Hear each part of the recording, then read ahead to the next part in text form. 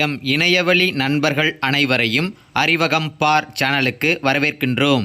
தமிழ்நாடு சட்டமன்ற தேர்தல் 2026 presiding officers report part 2 power pack replacement in control unit part 3 pressing of close button after completion of poll part 4 EVM or VVPAT replacement during mock poll part 5 EVM or VVPAT replacement during poll. மேற்கண்ட இந்த 4 தலைப்புகளில் உள்ள படிவங்களை எவ்வாறு பூர்த்தி செய்வது என்பதை பற்றி இந்த காணொளியில் நாம் காணலாம். Presiding officers report part 2 power pack replacement in control unit to be filled during mark poll after completion of poll depending on case or situation. அதாவது கண்ட்ரோல் யூனிட்டில் இருக்கக்கூடிய பேட்டரியை நீங்கள் ரீப்ளேஸ் பண்ணியிருந்தீங்கன்னா அவங்க இந்த ஃபார்மை ஃபில்அப் பண்ணணும். இப்போ நீங்கள் ரீப்ளேஸ் பண்ணலை, எந்த ஒரு பேட்டரியும் நீங்கள் ரீப்ளேஸ் பண்ணலை அப்படின்னா அவங்க இந்த பேஜை ஸ்ட்ரைக் அவுட் பண்ணிவிட்டு நாட் அப்ளிகபிள் அப்படின்னு எழுதிக்கோங்க. இப்போ ஒருத்தவங்க பேட்டரியை கண்ட்ரோல் யூனிட்டில் இருக்கக்கூடிய பேட்டரியை ரீப்ளேஸ் பண்ணுறாங்கன்னா அவங்க எவ்வாறு இந்த ஃபார்மை ஃபில் பண்ணுறது அப்படின்றத பார்க்கலாம். இப்போ முதலாவதாக name of election general election to Tamil Nadu legislative assembly 2026 அது உங்களுக்கு கொடுக்கப்பட்டிருக்கும். அப்படி இல்லைன்னா நீங்கள் பதிவு செய்து கொள்ளுங்கள். அடுத்து number and name assembly constituency, அதாவது உங்களுடைய சட்டமன்ற தொகுதியுடைய எண் மற்றும் பெயர் உங்களுக்கு கொடுக்கப்பட்டிருக்கும். அது இல்லைன்னா நீங்கள் எழுதி கொள்ளுங்கள். அடுத்து போலிங் ஸ்டேஷன் நம்பர், உங்களுடைய போலிங் ஸ்டேஷன் நம்பர் மற்றும் அதற்கான பெயரை இந்த இடத்துல பதிவு செய்து கொள்ளுங்கள். Subdivision A details of replacement of power pack of the control unit during mark poll or actual poll. நீங்கள் கண்ட்ரோல் யூனிட்டில் இருக்கக்கூடிய பேட்டரியை நீங்கள் எப்போ மாற்றுறீங்க, மார்க் போல் அப்போ மாற்றுறீங்களா இல்லை ஆக்சுவல் போல் நடக்கும்போது மாற்றுறீங்களா அப்படின்றத நீங்கள் இங்கே குறிப்பிடணும். இப்போ மார்க் போல் அப்போ நீங்கள் ரீப்ளேஸ் பண்ணிங்கன்னா ஆக்சுவல் போல் அப்படின்றத ஸ்ட்ரைக் அவுட் பண்ணிடணும். இல்லை ஆக்சுவல் போல் நடக்கும் பொழுது நீங்கள் பேட்டரியை ரீப்ளேஸ் பண்ணிங்கன்னா மார்க் போல் நீங்கள் ஸ்ட்ரைக் அவுட் பண்ணிடணும். இப்போ நான் உதாரணத்துக்கு மார்க் போல் அப்போ நான் ரீப்ளேஸ் பண்ணதுனால ஆக்சுவல் போல் அப்படின்றத ஸ்ட்ரைக் அவுட் பண்ணிக்கிறேன். இப்போ subdivision 1 unique ID of control unit, இதில் கண்ட்ரோல் யூனிட்டோட யூனிக் ஐடியை இந்த இடத்துல எழுதி கொள்ளுங்கள். Subdivision 2 reason for replacement of power pack of the control unit. இப்போ கண்ட்ரோல் யூனிட்டில் இருக்கக்கூடிய பேட்டரியை என்ன காரணத்துக்காக நீங்கள் மாற்றுறீங்க அந்த ரீசனை இந்த இடத்துல எழுதி கொள்ளுங்கள். இப்போ உதாரணத்துக்கு பார்த்தீங்கன்னா நான் நோ டிஸ்பிளே அப்படின்னு எழுதியிருக்கேன். இப்போ உங்களுடைய கண்ட்ரோல் யூனிட்டில் இருக்கக்கூடிய பேட்டரி செக்ஷனை என்ன காரணத்துக்காக மாற்றுறீங்க அதோட காரணத்தை இந்த இடத்துல எழுதிக்கோங்க. Subdivision 3 unique ID of old address tag that was cut by the presiding officer to replace the power pack of the control unit. இப்போ உங்களுடைய அந்த கண்ட்ரோல் யூனிட்டில் இருக்கக்கூடிய பேட்டரியை நீங்கள் மாற்றுறதுக்கு முன்னாடி நீங்கள் ப்ரிசைடிங் ஆஃபீஸர் என்ன பண்ணுவீங்க அப்படின்னா அந்த கண்ட்ரோல் யூனிட்டில் இருக்கக்கூடிய அந்த ஓல்டு அட்ரஸ் டேக்கை நீங்கள் ரிமூவ் பண்ணுவீங்க. அந்த ரிமூவ் பண்ண ஓல்டு அட்ரஸ் டேக்கை அதோட யூனிக் ஐடியை இந்த இடத்துல எழுதி கொள்ளுங்கள். Subdivision 4 unique ID of new address tag used by the presiding officer to seal the battery section of the control unit. இப்போ ஒரு நியூ அட்ரஸ் டேக்கை எடுப்பீங்க.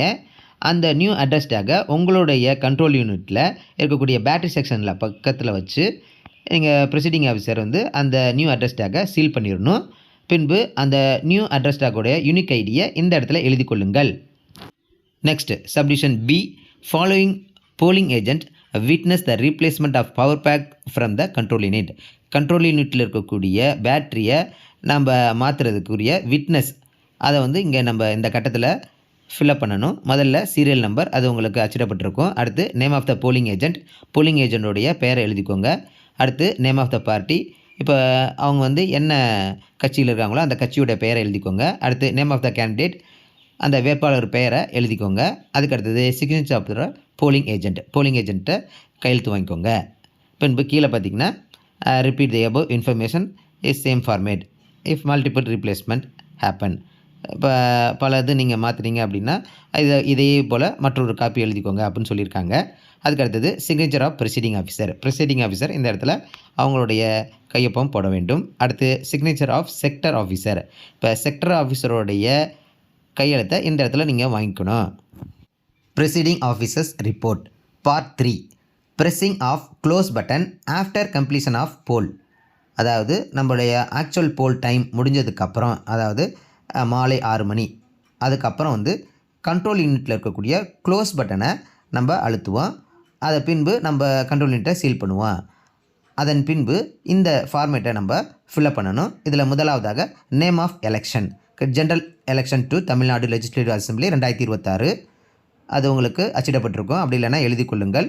பின்பு number and name of assembly constituency, நம்முடைய சட்டமன்றத்துடைய எண் மற்றும் பெயர் கொடுக்கப்பட்டிருக்கும். அப்படி இல்லைனா நீங்கள் எழுதி கொள்ளுங்கள்.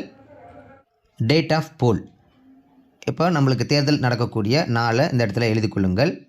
Number and name of polling station, polling ஸ்டேஷனோட நம்பர் மற்றும் போலிங் ஸ்டேஷனுடைய பெயரை எழுதி கொள்ளுங்கள். It is certified that I have pressed the close button of the control unit at the end of poll in the presence of the following. அதாவது இவர்கள் முன்னிலையில் நம்மளோட கண்ட்ரோல் யூனிட்டில் இருக்கக்கூடிய க்ளோஸ் பட்டனை நம்ம வந்து அழுத்தணும் அப்படின்றதற்கு கீழே ஒரு அட்டவணை கொடுக்கப்பட்டிருக்கு. அந்த அட்டவணையை நம்ம பூர்த்தி செய்யணும். அதில் முதலாவதாக சீரியல் நம்பர், அதில் 1 2 3 4 அப்படின்னு நம்ம எழுதிக்கணும். Name and designation of the polling officer, இதில் முதலாவதாக ப்ரிசைடிங் ஆஃபீஸருடைய பெயர், அவரோட டெசிக்னேஷன் ப்ரிசைடிங் ஆஃபீஸர் அப்படின்னு எழுதிக்கோங்க. அடுத்து போலிங் ஆஃபீஸர் 1, அவருடைய பெயர் போலிங் ஆஃபீஸர் 1 அப்படின்னு எழுதிக்கோங்க, டெசிக்னேஷன். அதுக்கடுத்தது போலிங் ஆஃபீஸர் 2, அவருடைய பெயர் மற்றும் போலிங் ஆஃபீஸர் 2 அப்படின்னு எழுதி கொள்ளுங்கள். அடுத்து நான்காவதாக போலிங் ஆஃபீஸர் 3, அவருடைய பெயர். இதை எழுதினதுக்கப்புறம் சைடில் பார்த்திங்க அப்படின்னா சிக்னேச்சர், அவர்களுடைய கையெழுத்தை அவர்களுக்கு நேராக வாங்கி கொள்ளுங்கள். அடுத்த அட்டவணையில் சீரியல் நம்பர் அச்சிடப்பட்டிருக்கும். அதுக்கடுத்தது name of the polling agent, polling ஏஜென்ட்டுடைய பெயரை எழுதி கொள்ளுங்கள். அதுக்கடுத்தது name of the party or independent, கட்சியின் பெயரை எழுதி கொள்ளுங்கள். அடுத்து நேம் ஆஃப் த கேண்டிடேட், வேட்பாளரின் பெயர்களை எழுதி கொள்ளுங்கள். அதுக்கடுத்தது signature of polling agent, polling ஏஜென்ட்டுடைய கையெழுத்தை இந்த இடத்துல வாங்கி கொள்ளுங்கள். கீழே இறுதியாக signature of presiding officer, presiding ஆஃபீஸருடைய கையெழுத்தை இந்த இடத்துல வாங்கி கொள்ளுங்கள்.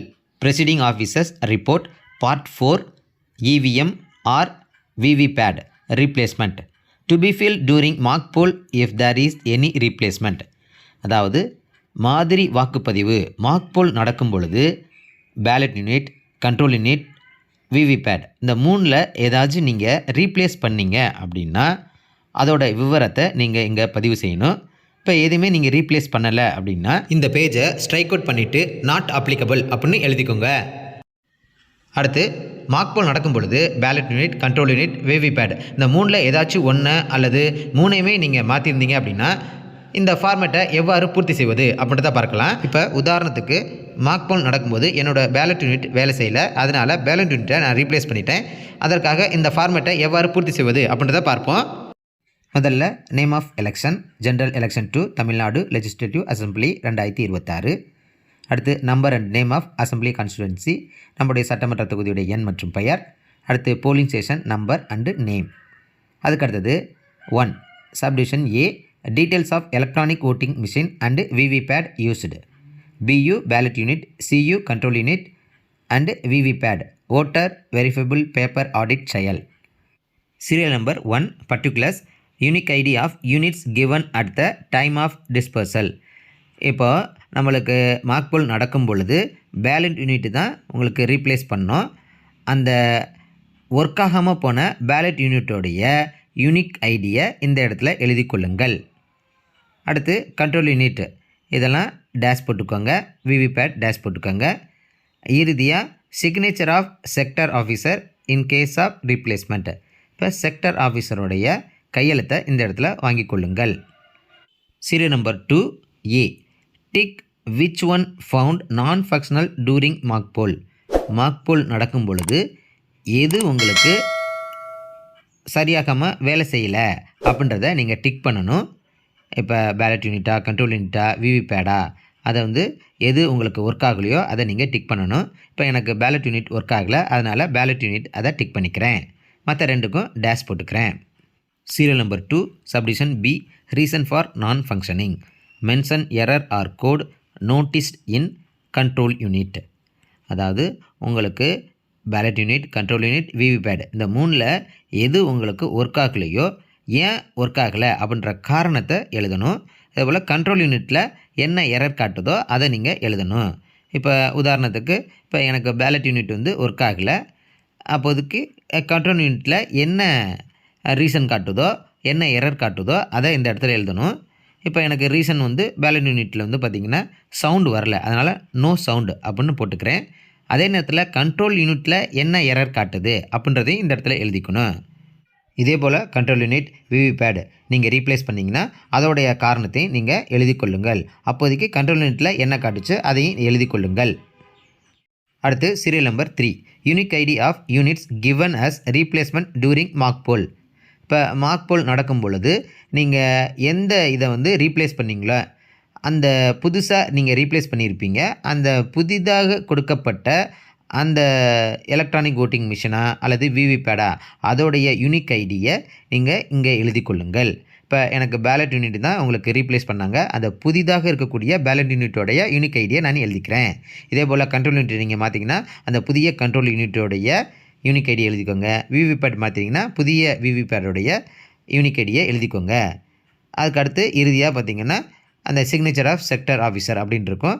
இப்போ நீங்கள் எதை சேஞ்ச் பண்ணாலும் நீங்கள் யார் உங்களுக்கு கொண்டு வராங்களோ ஜோனல் ஆஃபீஸரோ அல்லது செக்டர் ஆஃபீஸர் வந்தாங்கன்னா அவர்களுடைய கையொப்பத்தை இந்த இடத்துல வாங்கி கொள்ளுங்கள். Presiding officers report part 5 EVM or VVPAT replacement during poll to be filled if there is any replacement during poll. இப்போ போலிங் நடந்து கொண்டிருக்கும் பொழுது இவிஎம் அல்லது விவிபேட் இதில் ஏதாச்சும் ஒன்று நீங்கள் ரீப்ளேஸ் பண்ணிங்கன்னா அவர்கள் இந்த ஃபார்மேட்டை ஃபில்அப் பண்ணணும். இப்போ அதுபோல் நீங்கள் எந்த ஒரு ரீப்ளேஸும் நீங்கள் பண்ணலை அப்படின்னா இந்த படிவத்தில் அனைத்து பக்கங்களும் ஸ்ட்ரைக் அவுட் பண்ணிவிட்டு நாட் அப்ளிகபிள் அப்படின்னு எழுதிக்கோங்க. அடுத்து இப்போ போலிங் நடக்கும் பொழுது ballot unit control unit VVPAT இதில் ஏதாச்சும் ஒன்று நீங்கள் சேஞ்ச் பண்ணியிருந்தீங்க அப்படின்னா அவர்கள் இந்த ஃபார்மேட்டை எவ்வாறு ஃபில் பண்ணுவது அப்படின்றத பார்க்கலாம். நேம் ஆஃப் எலெக்ஷன், அடுத்து number and name of assembly constituency, அடுத்து polling station number and name அதை எழுதி கொள்ளுங்கள்.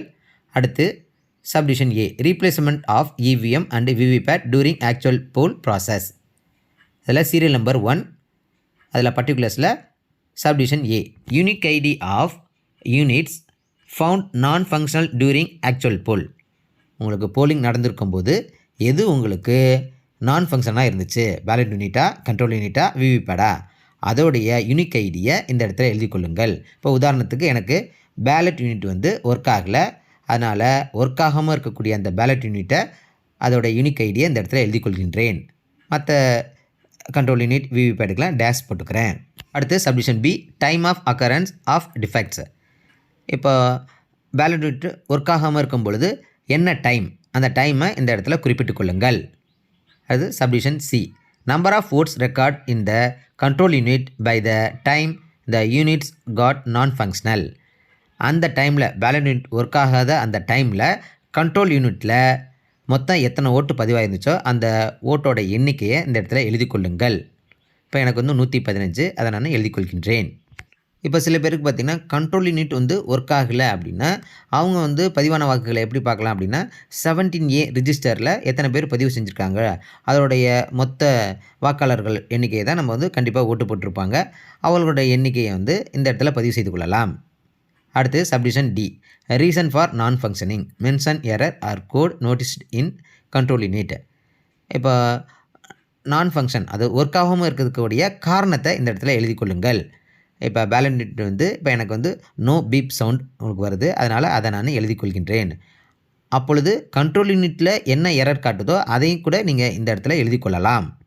அதுபோல் உங்களுக்கு கண்ட்ரோல் யூனிட்டோ விவிபேடோ உங்களுக்கு என்ன காரணத்தினால உங்களுக்கு அது ஒர்க் ஆகாமல் இருக்குது அப்படின்றது காரணம் தெரிஞ்சிச்சுன்னா அதை இந்த இடத்துல எழுதி கொள்ளுங்கள்.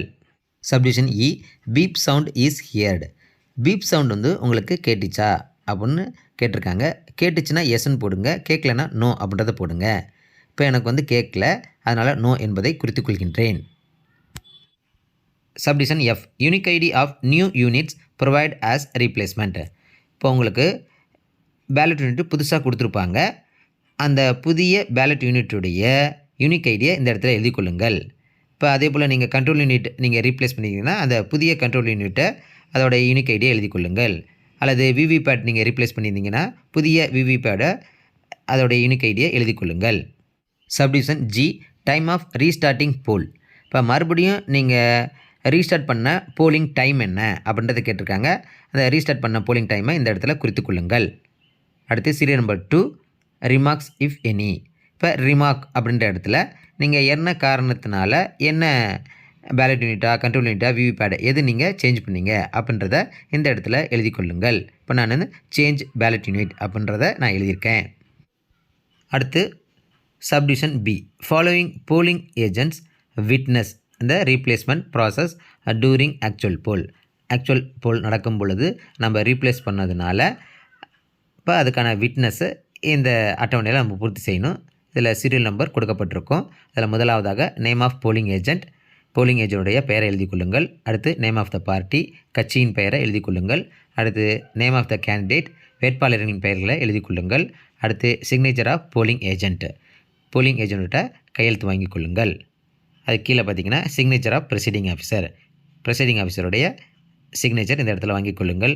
அது கீழே சிக்னேச்சர் ஆஃப் செக்டர் ஆஃபீஸருடைய அதாவது ஜோனல் ஆஃபீஸருடைய கையெழுத்தை இந்த இடத்துல வாங்கி கொள்ளுங்கள். அவ்வளோதான் நண்பர்களே. இந்த காணொலியில் சொல்லப்பட்டது போல் சட்டமன்ற தேர்தல் 2026க்குரிய ப்ரிசைடிங் ஆஃபீஸர் ரிப்போர்ட்டில் பார்ட் 2, பார்ட் 3, பார்ட் 4, பார்ட் 5 இந்த 4 படிவங்களை பூர்த்தி செய்து கொள்ளுங்கள்.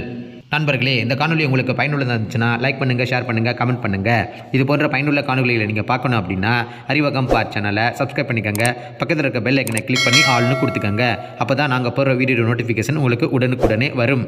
அறிவகம் பார், முயற்சியே வெற்றி. வணக்கம்.